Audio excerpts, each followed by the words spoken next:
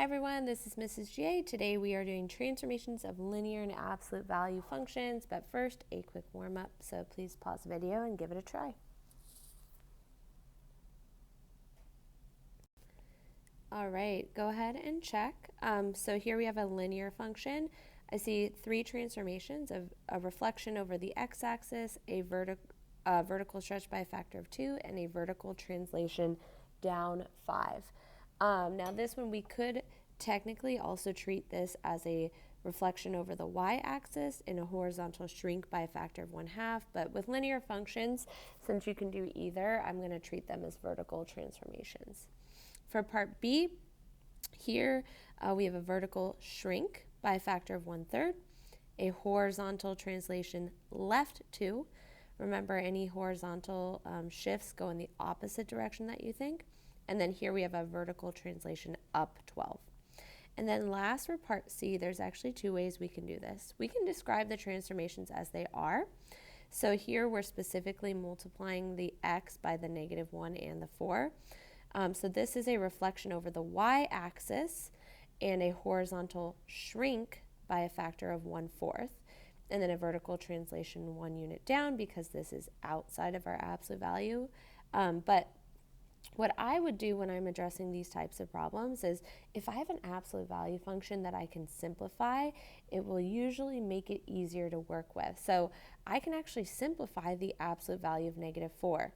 I know the absolute value of -4 is +4, so we can actually put a 4 out front. And these two equations make exactly the same graph. Now, I would describe this as a vertical stretch by a factor of 4, but graphically, it does the same thing as a horizontal shrink by a factor of 1/4. So again, with absolute value functions, if there's a way that you can simplify it, I would do it and then describe the transformations, but it's completely fine to describe them as is. So today we're going to be graphing linear and absolute value functions using transformations, but today we're going to do it by actually transforming coordinates from our parent function. So here we're going to be making a t-chart, and we're going to start with at least 3 coordinates from our parent function, and then we're going to look at our equation and describe the transformations, and then create rules that are going to transform the coordinates accordingly. The nice thing with learning this type of method is if you understand the rules of transformations, you can graph any type of function as long as you start with the parent function. So even though our linear and absolute value graphs we have other ways to graph them, here we're going to build the foundations that we're going to use all year. So if we ever see a vertical stretch or shrink, all we need to do is multiply the y value of our coordinate by that factor. Now, if we see a horizontal stretch or shrink, here we're going to multiply the x value by the stretch or shrink factor. So remember, for a vertical stretch or shrink, the factor is just a. But for the horizontal, it's 1/b. The factor is the reciprocal of what you see in the equation. For a vertical translation, we're going to add or subtract from the y value. And if we want to do a horizontal translation, we're going to add or subtract from the x value.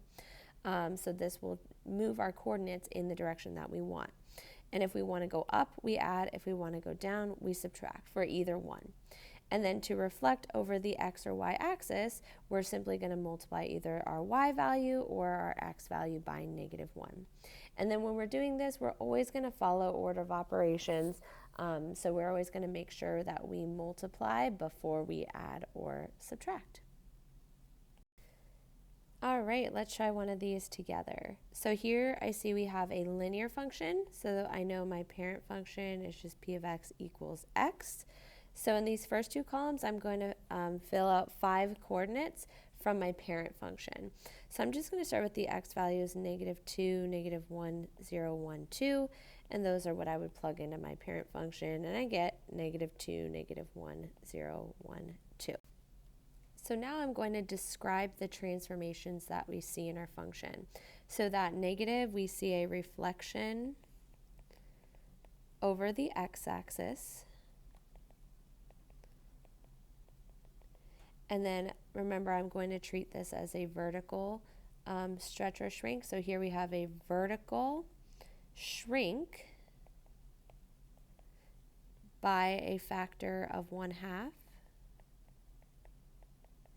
And then here we have a vertical translation up 5. So you can see that all three of these changes are actually vertical. So since there's no horizontal changes, our x value is actually going to stay the same. So there's no rules to change my x value. So all of those x values from my parent function coordinates are going to be exactly the same. But here we have three vertical transformations. We have that negative and the 1/2, so we're actually going to multiply our y values by negative 1/2 and then add 5. So this will reflect, shrink, and then shift them up 5. So I'm going to start by plugging in negative 2 in for y. So I have negative 2 times 1/2, which would be positive 1 plus 5 is 6. And then here, negative 1 times negative 1/2 is 1/2 plus 5. So 1/2 plus 10 halves is 11 halves. Then I'm going to plug in 0 right here. Negative 1/2 times 0 is 0, plus 5 is 5. Then I'm going to plug in positive 1 for y. Negative 1/2 times 1 is negative 1/2, plus 10 halves is 9 halves. And then I'm going to plug in positive 2. So negative 1/2 times 2 is negative 1, plus 5 is 4. So these are the coordinates right here. 1, 2, 3, 4, 5. These are my 5 transformed coordinates. So if I plot those points, we have negative 2, 6, negative 1, 11 halves. So this one we'll just estimate. It's 5.5. And then 0, 5, 1, 9 halves, and 2, 4. We can see that we have our linear function. Now, we know a more efficient way to graph this. Again, we're doing this for the purpose of practicing using transformations. I know this graph has a y-intercept of 5 and a slope of negative 1/2. So I'd go down 1 over 2. So you can see that I actually get the exact same graph, whether I use transformations or whether I just graph with y equals mx plus b. So again, the purpose of this is just to see how transformations affect the coordinates from your parent function. And then you don't have to add this in, but remember our parent function looks like this. So you can kind of compare how it looks. So this is p of x, and this is f of x. So you can see that it was reflected over the x-axis, which would make it look like this. It does look a little bit flatter, so that's that vertical shrink by a factor of 1/2, and then it's definitely shifted up 5 units. All right, I have one for you to try on your own. Please use these x values from your parent function just so we all end up with the same answer.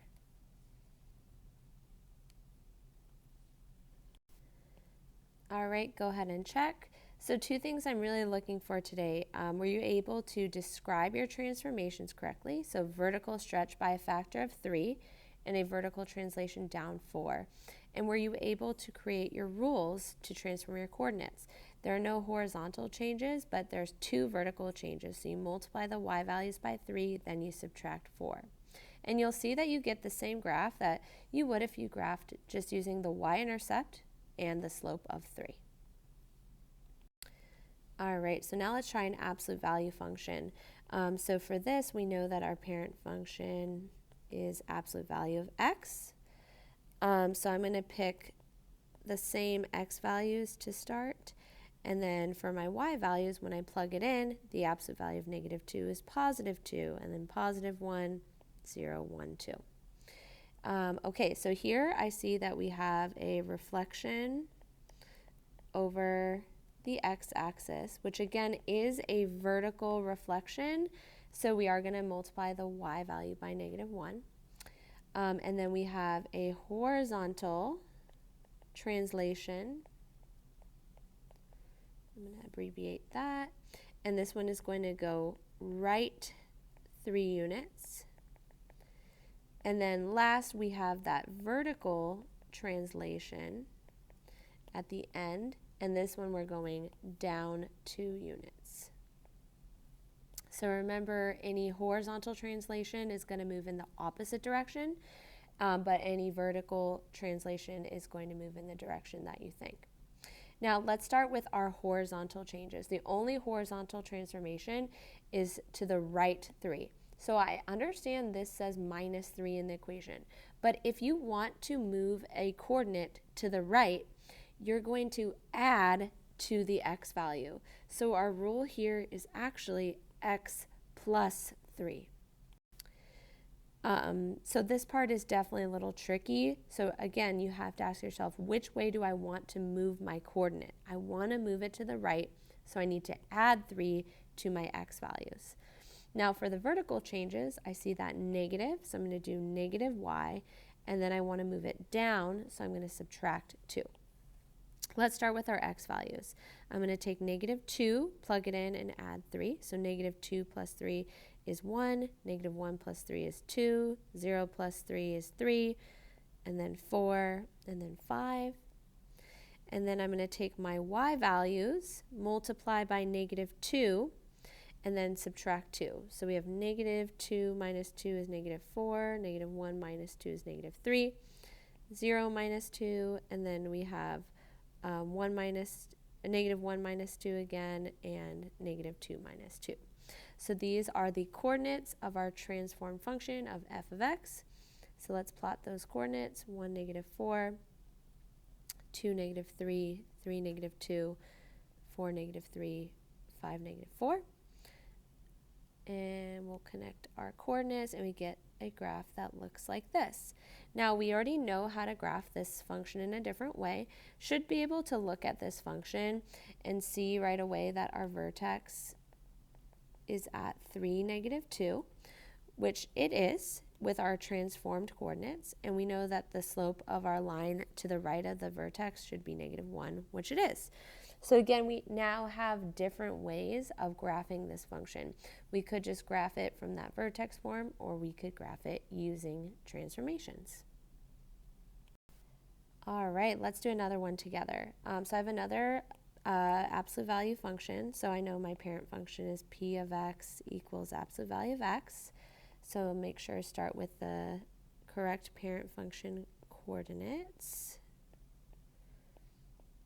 Okay, so here we could describe the transformations as we see them, but the easier way to do this is to simplify the absolute value of -2. If you have a function where you can simplify it, I would recommend doing that. So I know that the absolute value of -2 is +2. So I can actually just put a +2 out front, and it makes exactly the same graph.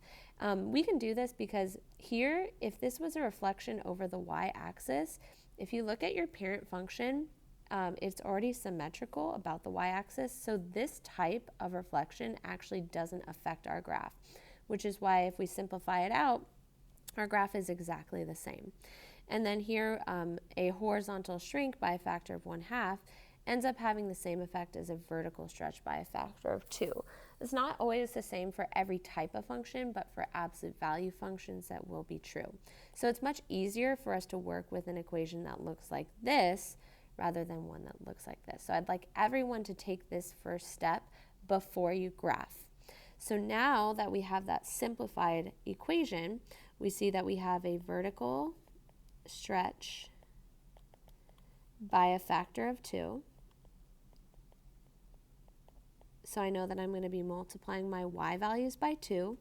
And then we also see that we have a vertical translation down 7. So then I'm going to subtract 7 from my y values.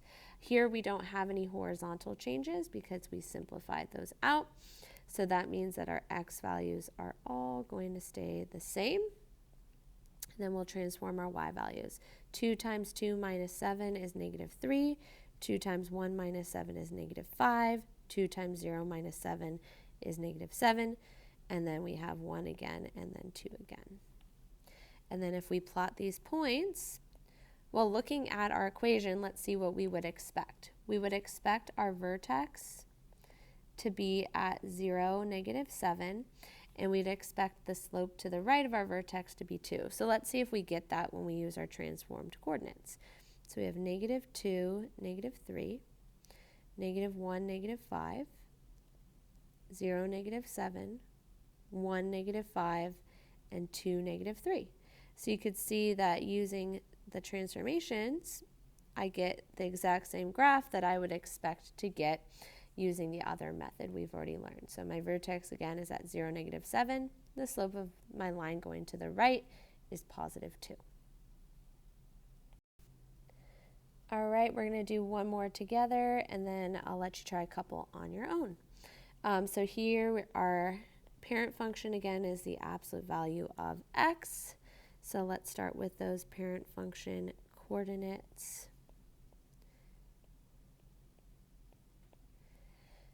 All right, so here I see a couple transformations. I see that vertical shrink by a factor of 1/2. So I'm going to multiply my y values by 1/2. The next thing I see is a horizontal translation.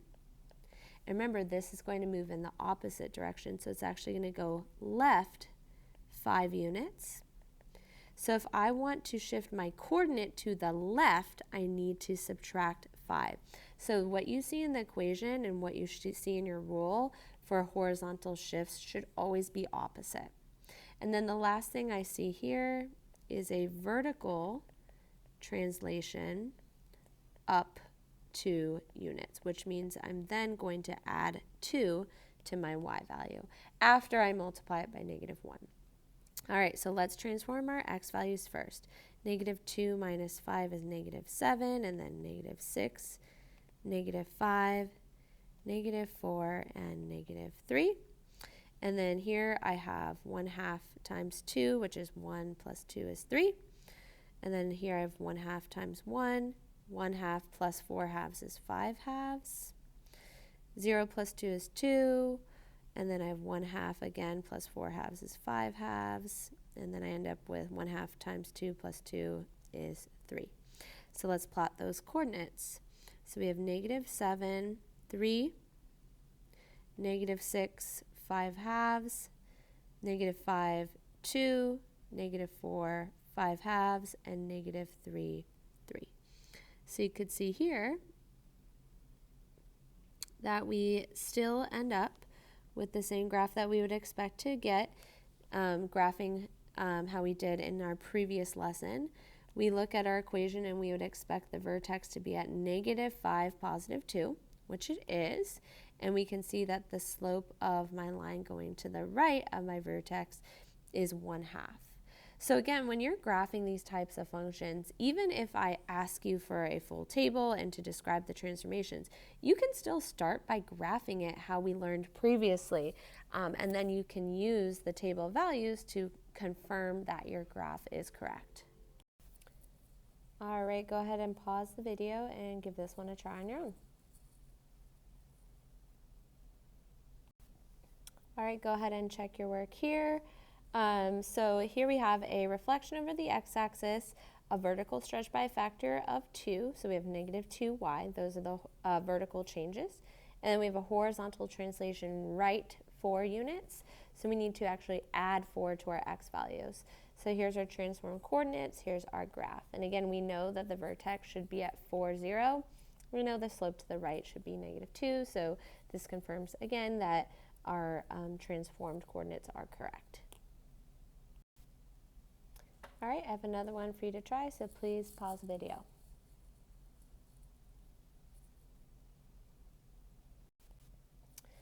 All right, so go ahead and check your work. Here I did this in 2 different ways. Either way, you get the same graph. So you can see here that I simplified this function. So the absolute value of 1/3 is just 1/3. So that gives us a vertical shrink by a factor of 1/3 and a vertical translation down 5, which would give us these rules and these coordinates. So we do have to work with fractions.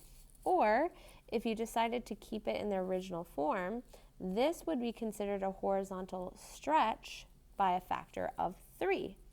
So here you would actually multiply your x values by 3x. So you get nicer numbers to work with, but regardless, you would end up with the same graph either way. So I typically would recommend rewriting it like this before graphing. And remember, we can look at this and say my vertex is 0, -5, and my slope to the right is 1/3. But again, either way is technically correct. All right, so now we're going to practice writing transformations of equations in a general function form.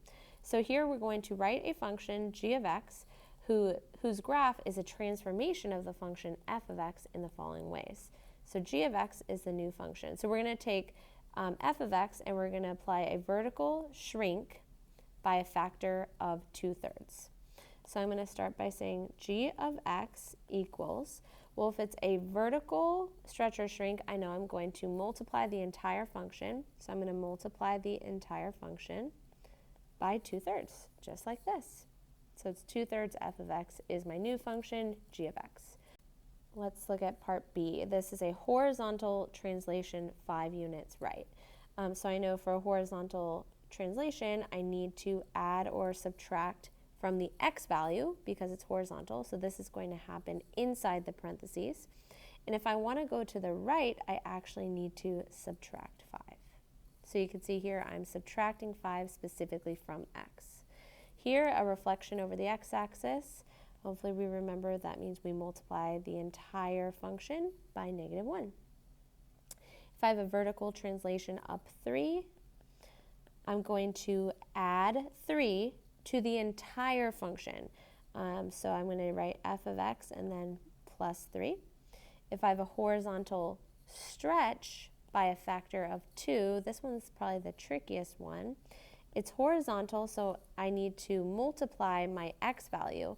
However, remember there's that special rule that this and what you see in the equation are reciprocals. So if the factor is 2, the b value is actually 1/2. So this is f of 1/2 x.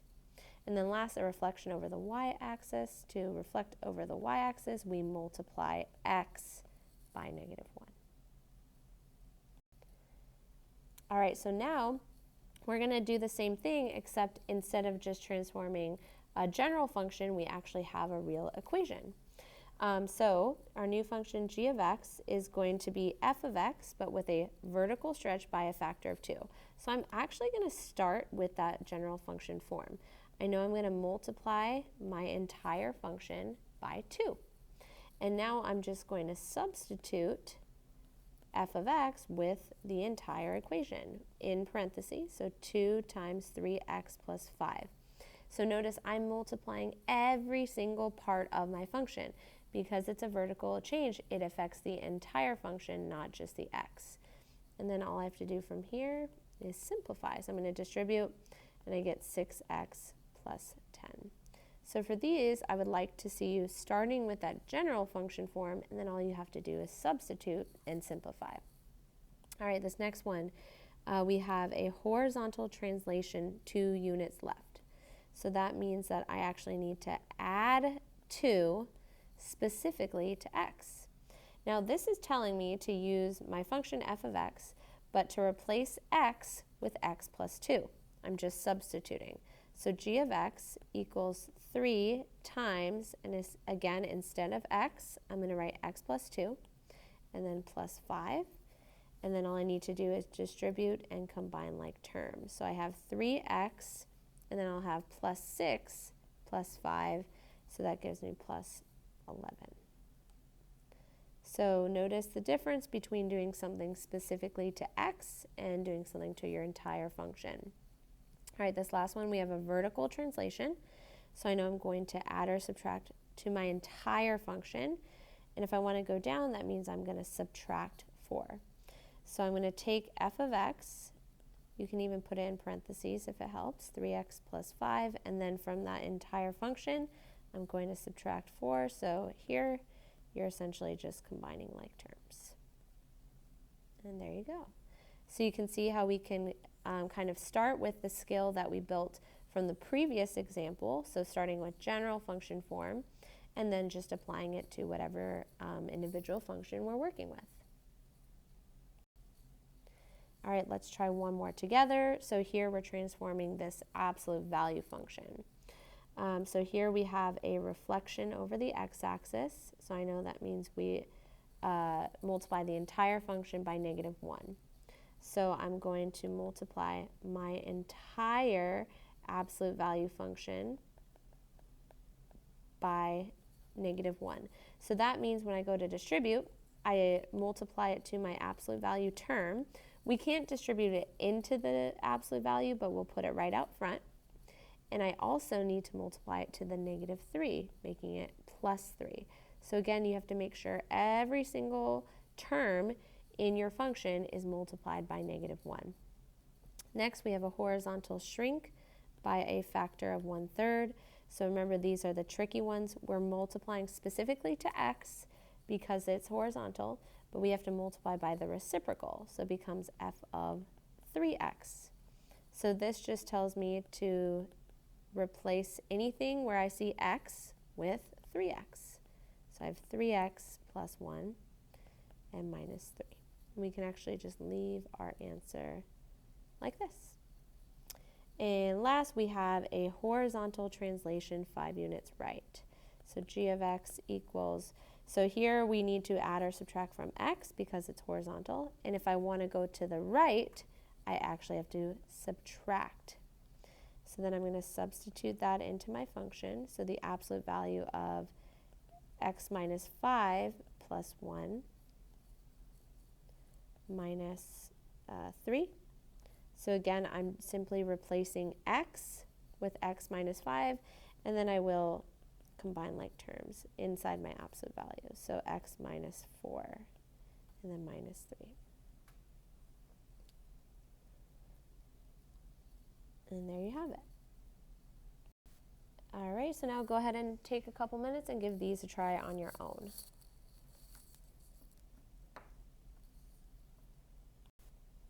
All right, go ahead and check your work here. Make sure you have this general function form first. So for a vertical stretch by a factor of 1/2, it's 1/2 times f of x. So every piece of your function gets multiplied by 1/2, so the absolute value term and the 6. Here, to reflect over the y-axis, we multiply x by -1. So you can write your answer like this, or if you'd like to simplify it, that's fine as well because the absolute value of -1 is 1. And last, if we have a translation 3 units left and 7 units down, we're actually going to add 3 specifically to x and then subtract 7 from your entire function.